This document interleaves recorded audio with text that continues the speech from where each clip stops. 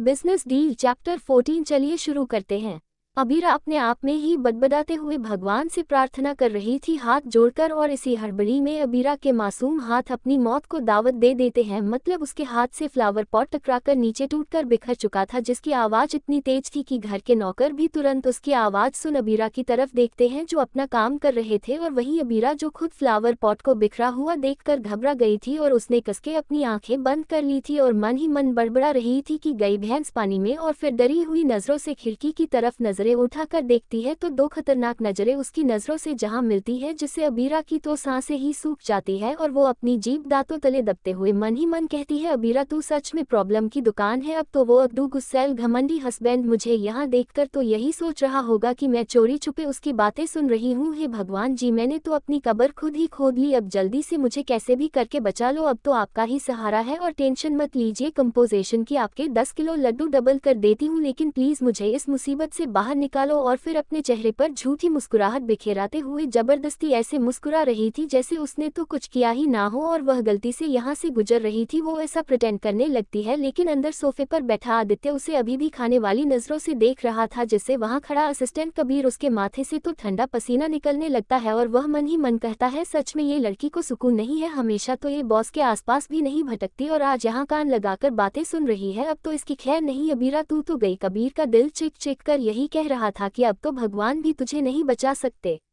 वही आदित्य अपनी ठंडी नजरें छोटी कर अबीर को अंदर आने का इशारा करता है, जिससे अबीरा तो एक पल के लिए एकदम से कांपने लगती है। वही दो सर्वेंट भी आ जाते हैं जो फ्लावर पॉट को वहां से साफ करने लगते हैं और कुछ ही देर में वह जगह पूरी तरह से साफ हो जाती है जैसे वहां कुछ हुआ ही ना हो। वही अबीरा घबराते हुए भगवान का नाम लेकर एक लंबी राहत की सांस लेते हुए कहती है, जो होगा देखा जाएगा, अब भगवान के सहारे ही आग में कूदना पड़ेगा। और फिर अबीरा स्टडी रूम के अंदर चली जाती है और बिल्कुल आज्ञाकारी बच्चों की तरह आदित्य के सामने खड़ी हो जाती है। वही आदित्य अबीरा को ऐसे इतना शांत देख कुछ पल के लिए उसे ध्यान से देखता है, जो चुपचाप से बस अपनी नजरें नीचे किए हुए किसी अपराधी बच्चों की तरह अपने होठों को आपस में दबाकर कुछ तो बड़बड़ा रही थी, लेकिन उसकी बड़बड़ाहट बहुत धीमी थी जो आदित्य सुन नहीं सकता था। उसने गंभीरता से अबीरा को देखा, उसके बाद एकदम से सोफे से खड़ा हो जाता है, जिससे अबीरा तो एकदम से घबरा कर 2 कदम पीछे ही हो जाती है। वही कबीर की भी सांस अटकी हुई थी कि अब न जाने क्या होगा और कौन सा बम ब्लास्ट होगा, क्योंकि वह अपने बॉस के गुस्से को बहुत अच्छे से जानता था और नुकसान करने वाले लोग तो उसे बिल्कुल भी पसंद नहीं थे। ऊपर से आदित्य के घर में रखी छोटी सी छोटी चीज भी लाखों की थी। वह मन ही मन कह रहा था कि मेरा बॉस तो एक नंबर का कितना बड़ा जल्लाद है, बेचारा रोज ऑफिस में इस जल्लाद बॉस को झेलता हूँ मैं और हमेशा ही अपने दिल को पत्थर का करके इसकी सारी जातियां सहता हूँ। आखिर आदित्य जितनी उसे सैलरी देता था उतनी सैलरी पूरे दिल्ली में उसे किसी भी कंपनी में नहीं मिलती, लेकिन फिर भी कबीर अपने इस जॉब से बहुत दुखी था। लेकिन उसकी अभी फाइनेंशियल कंडीशन बिल्कुल भी अच्छी नहीं थी और वह चाहकर भी इस जॉब को सपने में भी नहीं छोड़ सकता था। ऊपर से दिल्ली के घर इतने महंगे थे और वैसे भी कबीर की अभी शादी भी नहीं हुई थी। इस बात का गम उसे बहुत ज्यादा था कि उसके खड़ूस बॉस, जिसके चेहरे पर हमेशा ही गुस्सा सवार रहता था, उसने भी अपना घर बसा लिया था, जबकि कबीर को तो लगता था कि ऐसे इंसान को भला कौन ही अपनी बेटी देगा। लेकिन बेचारा खुद अभी तक सिंगल था, जिसका गम भुलाने के लिए वह हमेशा ही संडे को नाइट क्लब जाता था। लेकिन अफसोस संडे को भी उसे फुर्सत कहाँ थी। घर के सारे काम निपटाने के बाद नाइट क्लब में 2 पैक पीने के बाद 2 का 4, 4 का 8 ही उसे नजर आता था और ऊपर से आदित्य उसे किसी न किसी अपने काम के बहाने इधर से उधर संडे के दिन भी दौड़ाता रहता था। सच में उसकी जिंदगी झंड थी, इसीलिए बेचारा कबीर अपनी सांस रोककर बैठा हुआ था और उसे अबीरा के लिए बहुत डर भी लग रहा था कि बेचारी के साथ न जाने क्या होगा। लेकिन उसकी आंखें तो हैरानी से तब बड़ी हो जाती है जब वह अपनी आंखों के सामने आदित्य दूसरा रूप भी देखा है अबीरा की केयर करते हुए, जिसे देखकर तो कबीर को लग रहा था कि वह शायद सपना देख रहा है। आदित्य बड़े ही प्यार से अबीरा के हाथों को अपने हाथ में लेते हुए बड़े ही ध्यान से देखते हुए ठंडे स्वर में कहता है, तुम्हें कहीं लगी तो नहीं ना, आखिर तुम्हारा ध्यान कहाँ था। अबीरा आदित्य के मुंह से ये सब सुनकर मानो किसी सदमे में ही चली गई थी और मुंह खोले बस आदित्य को ही देख रही थी। वही यही हाल सेम कबीर का भी था, मानो जैसे उसके कान बज रहे हो और उसने कुछ गलत सुन लिया हो। उसका ये खड़ूस अड्डू बॉस किसी की फिक्र कर रहा है, भले ही जिसकी वह फिक्र कर रहा था वह उसकी बीवी थी, लेकिन आज तक कबीर ने अपने इस खड़ूस बॉस को किसी से ढंग से बात भी करते हुए नहीं देखा था। लेकिन तभी उसके कान में आदित्य की ठंडी आवाज गूंजती है, अब खड़े खड़े यहाँ पर टाइम बर्बाद करने से अच्छा है कि जाकर कंपनी में कुछ काम करो और मीटिंग की तैयारी करो। आदित्य की आवाज सुन कबीर अपने होश में आता है और एकदम से हड़बड़ाकर कहता है, सॉरी बॉस, मैं अभी जाता हूँ। ये बोलकर तो कबीर वहां से एकदम से हवा की तरह 9-2-11 ही हो जाता है। वहीं अब अबीरा फीकी मुस्कुराहट के साथ आदित्य को देख रही थी और मन ही मन कह रही थी, सच में लग रहा है भगवान ने मेरी सुन ली। यह खडूस गुस्सैल मुझ पर गुस्सा नहीं कर रहा, बच गई मैं तो। और फिर वह राहत की सांस लेती है। तभी आदित्य अबीरा को अपनी तरफ खींचते हुए कहता है, जब भी तुम्हें मेरी जरूरत हो तो मेरे पास डायरेक्ट आ जाना, ऐसे चोरी छुपे कुछ भी करने की जरूरत नहीं है और ना ही अपने आप को हट करने की। आदित्य की आवाज भले ही ठंडी थी लेकिन उसमें एक अलग सा खिंचाव था और अबीरा के लिए चिंता साफ नजर आ रही थी। अबीरा आदित्य की यह बात सुन एकदम से उसे देखने ही लग जाती है और मन ही मन कहती है, खुद को हट करना और इसको देखना हो क्या? मुझे पागल कुत्ते ने काटा है जो मैं इस ड्रेविल को चोरी छुपे देखूंगी? ये तो अपने आप को कुछ ज्यादा ही समझ रहा है। अबीरा अपने आप में ही गुम थी कि तभी आदित्य अबीरा को अपने साथ बाहर की तरफ ले जाते हुए कहता है, टाइम काफी हो गया है, चलो मैं तुम्हें कुंद्रा मेंशन छोड़ देता हूँ। और फिर आदित्य अबीरा को लेकर कुंद्रा मेंशन के लिए निकल जाता है।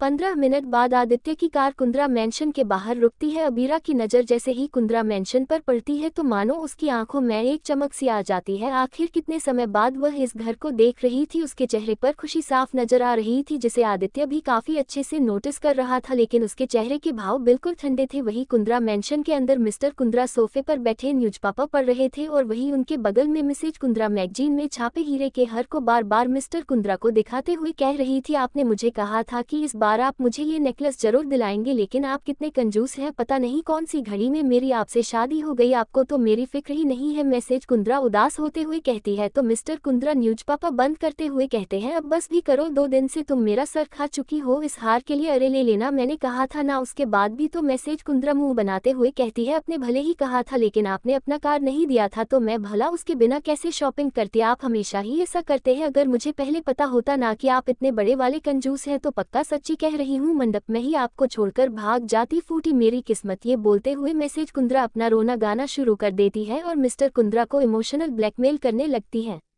जिससे अब मिस्टर कुंद्रा तो अपने दोनों हाथ जोड़ते हुए कहते हैं, भाग्यवान बस भी करो, ले देकर हमेशा ही शादी वाले दिन की दुहाई मत दिया करो, उस दिन को तो मैं खुद याद नहीं करना चाहता। ये सुनकर तो मैसेज कुंद्रा की आंखें छोटी हो जाती है तो मिस्टर कुंद्रा एकदम से अपनी बात को संभालते हुए कहते हैं, मेरा कहने का मतलब वही तो एक दिन था जब तुम मेरी जिंदगी में आए और मेरी जिंदगी क्या से क्या हो गई, मेरा मतलब संवर गई। और मन ही मन कहते हैं, अगर मुझे पता होता शादी से पहले कि तुम इतनी खर्चीली हो तो पक्का तुम मुझे क्या छोड़ती, मैं खुद ही घोड़े से उतरकर भाग जाता। लेकिन अफसोस मिस्टर कुंद्रा अपनी पत्नी के मुंह पर यह शब्द नहीं कह सकते थे, नहीं तो शायद 2 दिनों तक उन्हें खाना तो क्या पानी भी नसीब नहीं होता। वह बेचारे तो अपनी बीवी की बेवजह जब खर्ची से वैसे ही परेशान थे, क्योंकि मैसेज कुंद्रा काफ़ी अमीर परिवार से थी और हमेशा ही उन्हें किसी चीज़ की भी रोक टोक बचपन से ही पसंद नहीं थी, खासकर शॉपिंग और खर्च करने में वह तो पानी की तरह पैसे बहती थी, जिससे मिस्टर कुंद्रा तो बहुत ज़्यादा ही परेशान थे। लेकिन वह अपनी बीवी से इतना प्यार करते थे कि उनसे कुछ कहते भी नहीं थे, भले ही उनकी जेब पूरी तरह से खाली क्यों ना हो जाती थी।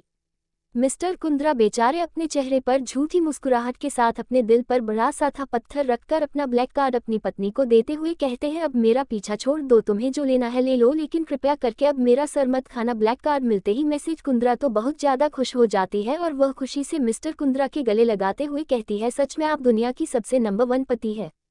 तभी सीढ़ियों से छड़ी की टुक टुक करते हुए मिस्टर कुंद्रा की मां गोदावरी कुंद्रा आती है और वह अपनी बहू को इतना खुश देख कहती है, क्या हुआ, मिल गया जो तुम्हें चाहिए था? तो मैसेज कुंद्रा खुश होते हुए जल्दी से गोदावरी जी के पास आ जाते हैं, उनका हाथ पकड़ते हुए उन्हें सोफे पर बिठाते हुए बड़े ही प्यार से कहती है, हाँ मम्मी जी, अब आप भी मेरे साथ शॉपिंग पर चलना और हम ढेर सारी शॉपिंग करेंगे, बहुत मजा आएगा। मैं तो कहती हूँ क्यों ना हम लोग अपने साथ अबीरा को भी लेकर चले, पता नहीं कैसी होगी मेरी बच्ची, इतने दिनों से तो मैंने उसकी शक्ल ही नहीं देखी है। अबीर का जिक्र सुन अब तो मिस्टर कुंद्रा के चेहरे पर भी मानो एक पल के लिए उदासी आ जाती है कि तभी गोदावरी जी नाराजगी जताते हुए कहती है, मेरा भी दिल बहुत कर रहा है उसे देखने का, लेकिन वह तो अब मुझसे फोन पर बात भी नहीं करती और वह भी सिर्फ तुम दोनों मियाँ बीवी की वजह से, तुम ही दोनों को उसकी शादी करने की इतनी आग लगी हुई थी।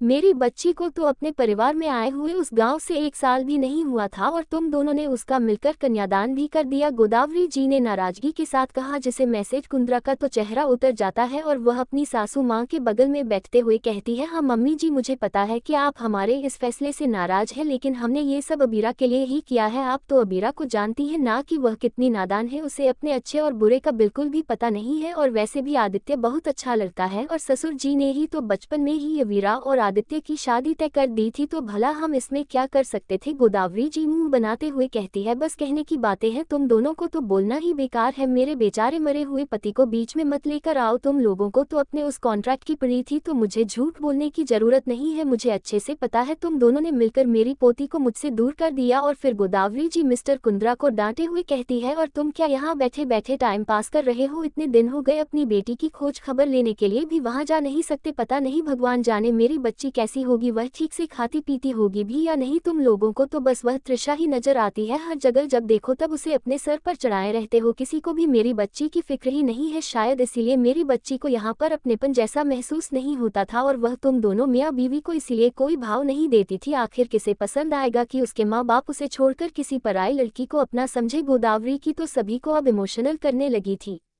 मिस्टर कुंद्रा अपनी माँ के कहे इतने कठोर शब्दों को सुनकर तो अपना सर पकड़ते हुए कहते हैं, अब बस भी करो माँ, कितना ताने दोगी? जब भी अबीरा की बात आती है तो आप हमेशा ही मुझे ही दोषी ठहराती है। आखिर वह मेरी भी बेटी है, तो आपको क्या लगता है कि मुझे अपनी बेटी की फिक्र है? मैं बस अपने सभी बच्चों को मैं बराबर मानता हूँ, चाहे तृषा हो या अबीरा, मेरे लिए दोनों ही मेरी बेटियां हैं। मिस्टर कुंद्रा की यह बात सुनकर गोदावरी जी का मुंह बन जाता है और वह कहती है, भले ही तुम्हारे लिए वह अनाथ लड़की बराबर हो, पर मैं पहले ही बोल रही हूँ वह कभी भी मेरी पोती की जगह नहीं ले सकती। मेरी पोती सिर्फ अबीरा है और कोई नहीं, और वही रहेगी, क्योंकि अपना खून अपना होता है और पराया जितना भी अपना लो वह पराया ही रहता है।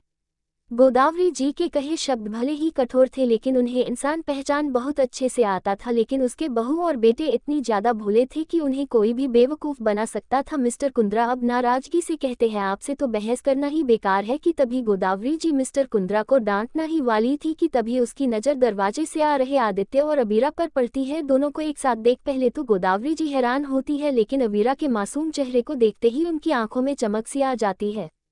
मिस्टर कुंद्रा अपनी मां को ऐसे अचानक से इतना शांत देख खुद भी हैरान थे, और फिर वो और मैसेज कुंद्रा इस डायरेक्शन में देखते हैं जहां अभी गोदावरी जी देख रही थी, और फिर उनके चेहरे के रंग भी एकदम से फीके पड़ जाते हैं, लेकिन साथ ही चेहरे पर खुशी भी नजर आ रही थी। वही अबीरा तो भागते हुए जल्दी से गोदावरी जी के पास आ जाती है और उन्हें कस के गले लगाते हुए कहती है, दीदा आई मिस यू। वही गोदावरी जी भी बहुत ज्यादा खुश हो जाती है अपनी प्यारी पोती को इतने दिनों बाद देखकर। वह तो खुशी से उसके चेहरे को अपने हाथ में भरते हुए कहती है, आखिर कितने दिनों बाद मेरी याद आई है तुझे देखने को, तो जैसे मानो मेरी आंखें तरस गई थी। गोदावरी जी की बातों में प्यार के साथ थोड़ी नाराजगी भी थी कि आखिर वह उनसे मिलने क्यों नहीं आई थी। वही अबीरा भी अपनी दादी की बातें बहुत अच्छे से समझ रही थी, इसीलिए वह उन्हें मक्खन लगाते हुए उन्हें कसके हक करते हुए कहती है, आपका जो हाल था वही मेरा भी था। आपको पता भी है ऐसा कोई दिन नहीं गया जब मैं आपको मिस नहीं किया। आखिर आप मेरी प्यारी स्वीट दीदा जो हो, बिल्कुल स्वीट स्वीट कैंडी जैसी। गोदावरी की अबीरा कितनी प्यारी प्यारी बातें सुन एकदम से पिघल जाती है।